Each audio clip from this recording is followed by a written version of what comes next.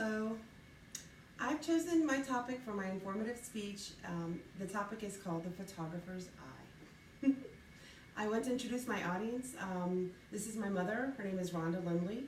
Hi, say hello. And this is my stepfather, Wade Lindley. Hi.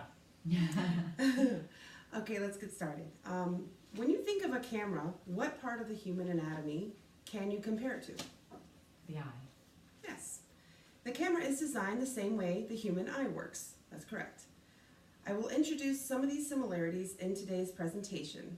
From the words of a famous photographer, Elliott Erwitt, photography is an art of observation. It has little to do with the things that you see and everything to do with the way that you see them. Erwitt was best known for his photos of dogs, Marilyn Monroe, and the Kennedys. Before you leave here today, you will gain a better understanding of the camera, composure, the importance of the viewfinder, and capturing that great shot. It is my hope for you to gain an appreciation of photography, not only as a hobby, but also as a science and an art. I've been practicing photography since August of 2017, and I've gained my training at Kaiser University. So what is photography? Most understand photography as, yeah, this guy's got a lot of equipment and a lot of cameras and he takes photographs for a living. Yes, that's true, but let's look a little deeper. Photography comes from the Greek meaning drawing with light. The first photograph, and that's the first visual handout that I have there, doesn't look like much, right? The first photograph was taken in the early 1820s by a French inventor named Joseph Nicephoi.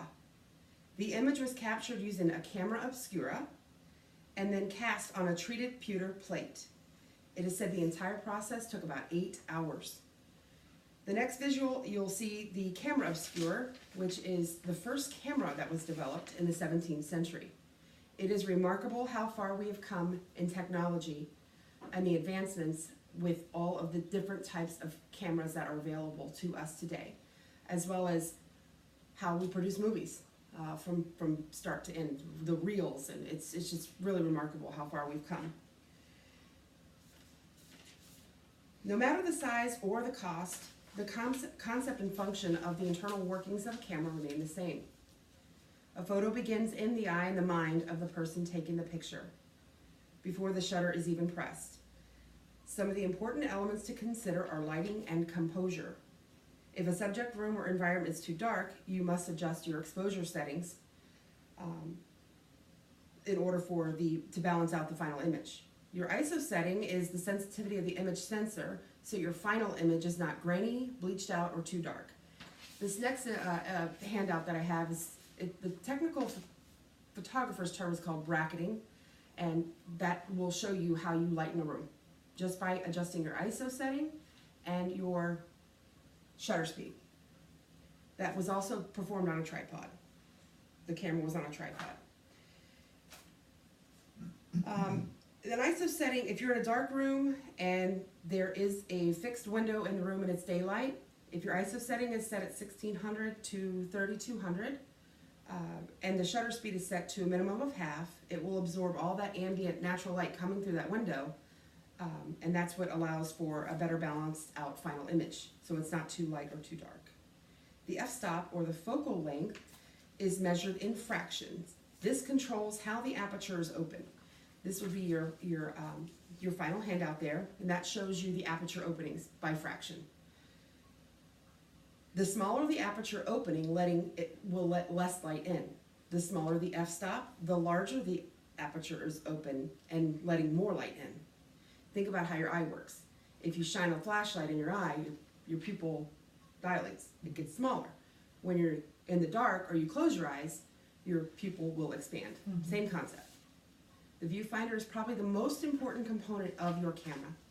Your view is your lasting memories, your art, the world, the way that you see it. Angle and composition of the object, person, or perspective you're capturing all happens through your eye, through the viewfinder. The next time you take a photo, either with your camera or phone, I challenge you to try 1 or 3 of these things. Do not just look at the object or subject you're capturing. Be sure to notice its surroundings and background. Imagine you are the artist and the shot is your canvas. What do you not want in that image? and then eliminate it. The other challenge is to turn your camera vertically.